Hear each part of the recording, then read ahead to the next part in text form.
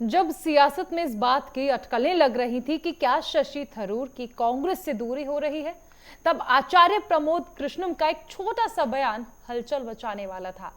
उन्होंने कहा तो बहुत सामान्य तरह से, लेकिन उसके निहितार्थ बहुत गहरे थे। आखिर यही तो कहा उन्होंने कि शशि थरूर सच्चे देशभक्त हैं। साथ ही उन्होंने ये भी जोड़ा कि पीएम राष्ट्रभक्तों को सम्मान करना जानते हैं। फिर ऐसा क्या है कि कोई इसे कांग्रेस पर कटाक्ष मान रहा है, कोई इस बहाने एक नई बहस की शुरुआत मान रहा है।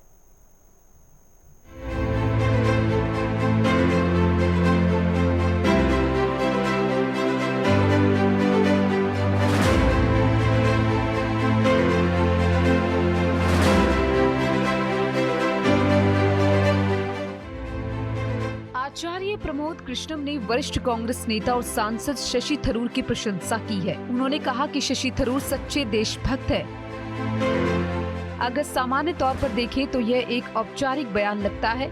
लंबे सार्वजनिक जीवन में बल्कि राजनीति में रहते हुए कोई भी व्यक्ति किसी दूसरे की प्रशंसा इस तरह करते हुए देखे जाते हैं, लेकिन आचार्य प्रमोद कृष्णम के इस बयान के अपने बड़े मायने हैं। ये बयान पढ़ने या सुनने में सहज लगता है, लेकिन ये एक बड़ा कटाक्ष है और ये कटाक्ष शशि थरूर पर नहीं, उस कांग्रेस पार्टी पर है जिससे कभी प्रमोद कृष्णम को निकलना पड़ा था। और जिस तरह का सियासी माहौल बना है उसमें अटकलें लग रही हैं कि क्या शशि थरूर को भी कांग्रेस के शामियाने से बाहर निकलना पड़ेगा। इस बीच के कई घटनाक्रमों में दो बातें उभर कर आई है। कांग्रेस में शशि थरूर काफी लंबे समय से हाशिए में चल रहे थे। उधर दूसरी तरफ पाकिस्तान का कच्चा चिट्ठा खोलने के लिए जो संसदीय प्रतिनिधिमंडल 7-8 देशों की यात्रा पर जाने वाला है, उसमें से एक का नेतृत्व शशि थरूर कर रहे हैं। ऐसे में जहां शशि थरूर को लेकर अटकलें तेज है, तो वहीं ठीक ऐसे समय शशि थरूर की प्रशंसा में आचार्य प्रमोद कृष्णम ने उन्हें जो देशभक्त का संबोधन दिया है, उसके बड़े मायने हैं।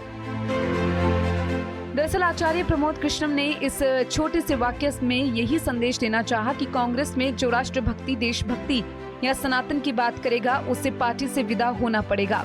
ऐसा माहौल बनाया जाएगा कि पुराने से पुराने नेता के पार्टी छोड़ने के अलावा कोई दूसरा रास्ता उनके पास नहीं रहेगा। आचार्य प्रमोद कृष्णम ने कांग्रेस के अंदर चल रही उथल पुथल के बीच ये बयान देकर ये बताने की कोशिश की है कि आखिर उन्हें पार्टी से अलग होना पड़ा है। आचार्य प्रमोद कृष्णम ने बातों ही बातों में उस घटनाक्रम की ओर संकेत किया जिसमें उनके लिए कांग्रेस से बाहर जाने के हालात बने। देखिए, देश पार्टी से बड़ा है और मैं राष्ट्र धर्म से समझौता नहीं कर सकता। राम को किसी एक पार्टी का समझना बेवकूफी है, मूर्खता है और दुर्भाग्य है। राम को किसी एक दल से जोड़ के देखना ये ठीक नहीं है। राम सबके हैं, सब राम के हैं। राम के बिना भारत की कल्पना नहीं की जा सकती है। राम के बिना न भारत की कल्पना की जा सकती है, न राम के बिना भारत के लोकतंत्र की कल्पना की जा सकती है। आचार्य प्रमोद कृष्णम के कांग्रेस से बाहर होने के पहले के बयानों को गौर करें तो स्पष्ट होता है कि अपने बयानों के साथ वे काफी मुखर हो गए थे। उन्होंने बयान दिया था कि राम और राष्ट्र के साथ समझौता नहीं करेंगे। इसी तरह पूर्व उप प्रधानमंत्री लाल कृष्ण आडवाणी को जब भारत रत्न दिया गया तो उन्होंने इसके लिए पीएम मोदी को श्रेय दिया था। उनका कहना था कि आडवाणी जैसे वरिष्ठ नेता को जिन्होंने देश की अथक सेवा की है, उन्हें भारत रत्न दिए जाने पर मोदी का आभार जताता हूँ।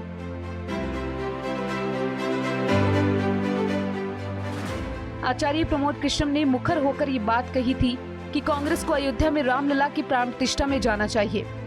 राम देश के आराध्य हैं, राष्ट्र का स्वाभिमान है। कांग्रेस ने रामलला की प्राण प्रतिष्ठा आयोजन से दूरी बरती थी, लेकिन आचार्य प्रमोद कृष्णम पार्टी की नीति के विपरीत अयोध्या गए थे।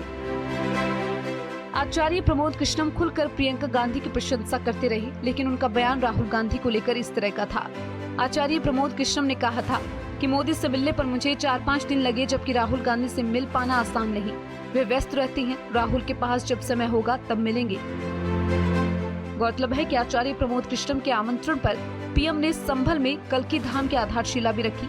कांग्रेस ने इसके कुछ दिन बाद 19 फरवरी 2024 को अनुशासनहीनता और पार्टी विरोधी बयानों का आरोप लगाकर प्रमोद कृष्णम को 6 साल के लिए पार्टी से निकाल दिया। आचार्य प्रमोद कृष्णन ने तब यही कहा था कि उन्हें राष्ट्रीयता और सनातन की बात करने पर पार्टी से निष्कासित किया गया है, जबकि वह लंबे समय से कांग्रेस में रहे हैं। अब प्रमोद कृष्णन ने अपने बयान से ही ये बताने की कोशिश की कि उनकी ही तरह शशि थरूर के साथ भी व्यवहार हो रहा है। शशि थरूर सच कहते हैं, अपनी बात मुखर ढंग से उठाते हैं, देश के हित में जो भी बात है उसे कहने से नहीं चूकते। कई अवसरों पर उन्होंने कांग्रेस नेता होते हुए पीएम मोदी के निर्णयों या एक्शन की खुलकर प्रशंसा की है। कांग्रेस का शीर्ष नेतृत्व को ये बात पसंद नहीं आती। उनकी ही तरह शशि थरूर को शीर्ष नेतृत्व ने मिलने का मौका नहीं दिया, जबकि उन्होंने कई बार मिलने की कोशिश की। वह पार्टी के वरिष्ठ और योग्य व्यक्ति हैं, लेकिन उन्हें कोई बड़ी जिम्मेदारी नहीं सौंपी गई। कांग्रेस लोकतंत्र और संविधान बचाने की बात करती है, लेकिन शशि थरूर जब कांग्रेस अध्यक्ष का चुनाव लड़े तो उनके साथ उपेक्षा का बर्ताव होने लगा। इसे इस आलोक में भी देखा जा सकता है कि रूस यूक्रेन के युद्ध को रुकवाने में पीएम मोदी के प्रयासों की थरूर ने प्रशंसा की। इस तरह पीएम मोदी की मिस्र की यात्रा की भी सराहना की थी। खासकर पहलगाम की घटना के बाद भारत सरकार के हर एक एक्शन पर शशि थरूर ने केंद्र सरकार के प्रयासों को उचित ठहराया। फिर चाहे आतंकी अड्डों और पाक एयरबेस को धाराशाही करने की बात हो या फिर 3 दिन बाद के सीज फायर की। ऐसे समय जब कांग्रेस सीज फायर पर ट्रंप के बयान को लेकर मोदी को घेरना चाहती थी, थरूर ने आगे बढ़कर ट्रंप को ही गलत ठहराया। भारतीय सियासत में थरूर और शरद पवार के बयानों के अपने मायने हैं। I see it as a particular politician wanting to take credit for something, and I can see that the government of India probably said let them take the credit if they want to. But from our point of view, we have made it clear that the peace followed a request from the Director General of Military Operations of Pakistan, who called his Indian counterpart at 3:35 p.m. in the afternoon, and we didn't take very long to say yes because we had never wanted a long war. Shashi Tharoor को जब पाक का कच्चा चिट्टा खोलने विश्व के प्रमुख देशों में भेजा जा रहा था, तब आचार्य प्रमोद कृष्णम की तंज को समझा जा सकता है। उन्होंने यही कहने की कोशिश की है कि उनकी ही तरह शशि थरूर भी अब कांग्रेस में ज्यादा दिन नहीं ठहर पाएंगे। कांग्रेस में इस बात का महत्व नहीं है कि उन्होंने और थरूर ने कितने लंबे समय तक पार्टी की सेवा की, वहां राष्ट्र के हित में बात उठाना गलत समझा जाता है। Desk report, network 10।